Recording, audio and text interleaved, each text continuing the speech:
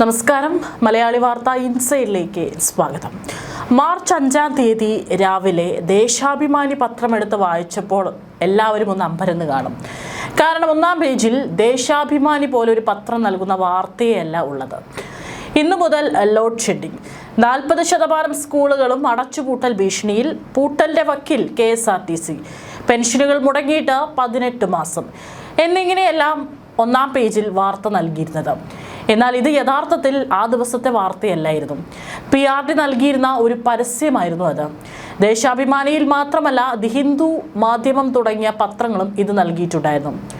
ഉമ്മൻചാണ്ടി സർക്കാരിനെയും പിണറായി വിജയൻ സർക്കാരിനെയും താരതമ്യം ചെയ്തുകൊണ്ടാണ് ഇത് നൽകിയിരുന്നത്. ഒന്നാം പേജിൽ ഉമ്മൻചാണ്ടി സർക്കാരിന്റെ ഭരണകാലത്ത് കേരളം അനുഭവിച്ച ബുദ്ധിമുട്ടുകളെന്ന് ഇടതുമുന്നണി ആരോപിക്കുന്ന കാര്യങ്ങളായിരുന്നു ആ പത്രത്തിൽ അന്ന് വന്നിട്ടുണ്ടായിരുന്നതെങ്കിലും രണ്ടാം പേജിൽ പിണറായി വിജയന്റെ കാലത്ത് ഇതേ കാര്യങ്ങൾ പരിഹരിച്ചതായും പറയുന്നു. രണ്ട് ഭരണകാലഘട്ടങ്ങളെ താരതമ്യം ചെയ്തുകൊണ്ടാണ് വാർത്ത നൽകിയിരിക്കുന്നത്.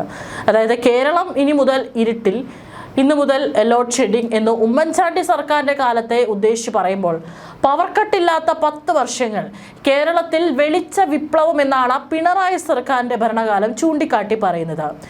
വൈദ്യുതി ഉപഭോഗം എക്കാലത്തെയും ഉയർന്ന നിരക്കായ 117 ദശലക്ഷം യൂണിറ്റിന് മുകളിലേക്ക് എത്തിയതോടെ ഇന്ന് സംസ്ഥാനത്ത് അപ്രഖ്യാപിത ലോഡ് ഷെഡിംഗ് തുടങ്ങിയിരിക്കുകയാണ്.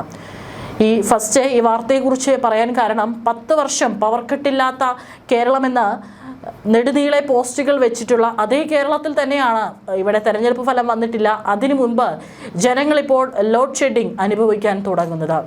ഇപ്പോൾ രാത്രികാലങ്ങളിൽ 15 മിനിറ്റ് ലോഡ് ഷെഡിംഗ് ഏർപ്പെടുത്താൻ വൈദ്യുതി ബോർഡ് വാക്കാൽ നിർദ്ദേശം നൽകിയെന്നുള്ള റിപ്പോർട്ടുകളാണ് പുറത്തു വരുന്നത്. ഒരാഴ്ച മുമ്പ് തന്നെ മലബാർ മേഖലയിലെ ചില ഭാഗങ്ങളിൽ ലോഡ് ഷെഡിംഗ് തുടങ്ങിയിരുന്നു. ഇതിന് പിന്നാലെ ഇപ്പോൾ തിരുവിതാംകൂർ, കൊച്ചി മേഖലകളിലും 10 മുതൽ 15 മിനിറ്റ് ലോഡ് ഷെഡിംഗ് ആരംഭിച്ചു.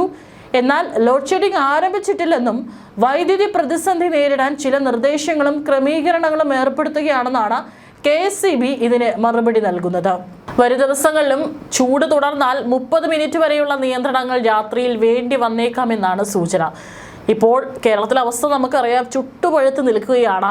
പകൽ സമയങ്ങളിൽ പുറത്തേക്ക് ഇറങ്ങാൻ പോയിട്ട് വീടിനകത്ത് പോലും ഫാൻ ഇട്ടിരുന്നാൽ പോലും ചൂടെടുക്കുന്ന ഒരു അവസ്ഥയാണ്.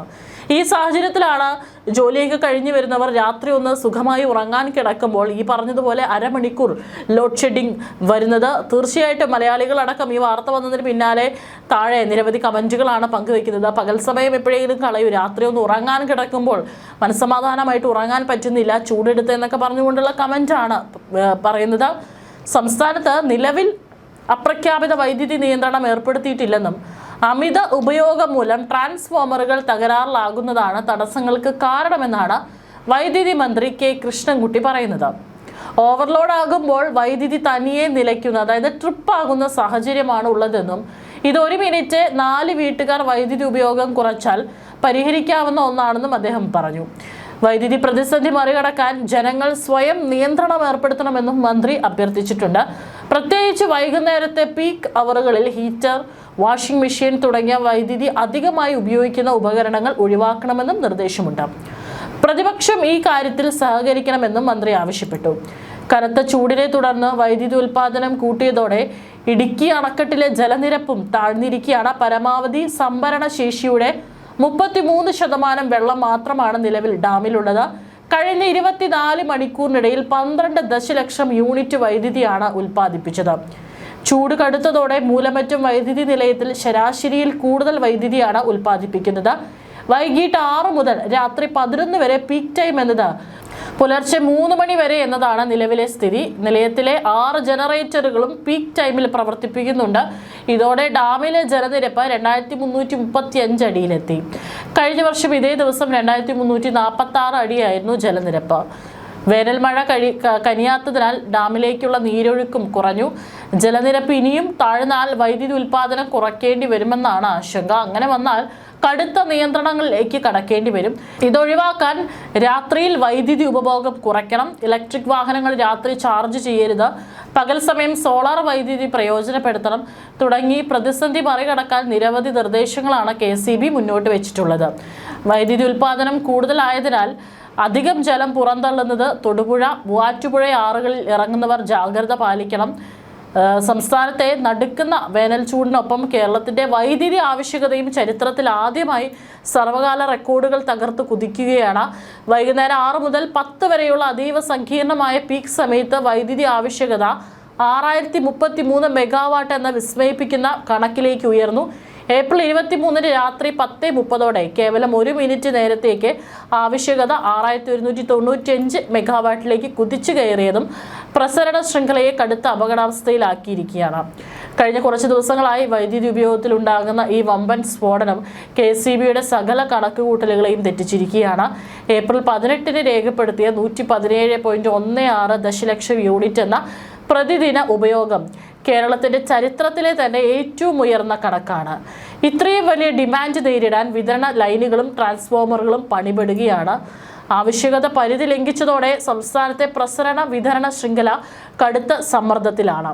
ഉയർന്ന ലോഡ് താങ്ങാനാകാതെ പലയിടങ്ങളിലും ട്രാൻസ്ഫോമറുകൾക്ക് തകരാറ് സംഭവിക്കാനും വോൾട്ടേജ് ക്രമാതീതമായി കുറയാനും ഇത് ഇടയാക്കുന്നുണ്ട്. നിലവിലെ സാഹചര്യത്തിൽ ഉപഭോക്താക്കൾ സ്വയം നിയന്ത്രണം ഏർപ്പെടുത്തിയില്ലെങ്കിൽ സാങ്കേതിക തകരാറുകൾ മൂലം വലിയ തോതിലുള്ള വൈദ്യുതി മുടക്കമുണ്ടാകാൻ സാധ്യതയുണ്ടെന്നും KCB മുന്നറിയിപ്പ് നൽകുന്നു. ആഭ്യന്തര ഉൽപ്പാദനം പരമാവധി വർദ്ധിപ്പിച്ചിട്ടും പുറത്തുനിന്ന് വൻ വില നൽകി വൈദ്യുതി എത്തിച്ചിട്ടുമാണ് നിലവിൽ KCB മുന്നോട്ട് പോകുന്നത്.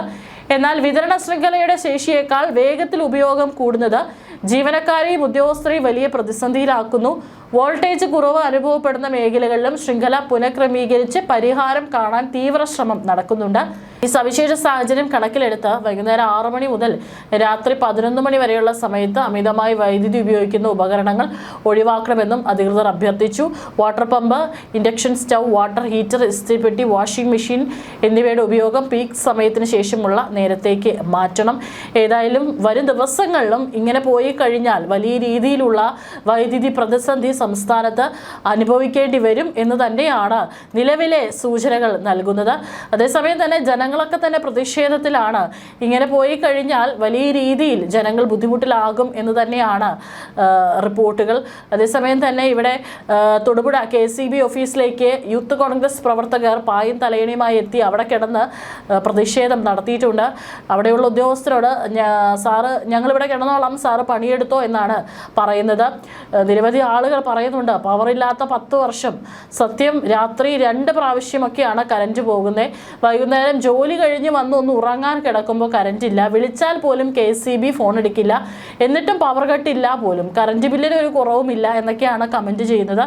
ഏതായാലും KCBക്കെതിരെ വലിയ വിമർശനമാണ് ഉയരുന്നത്.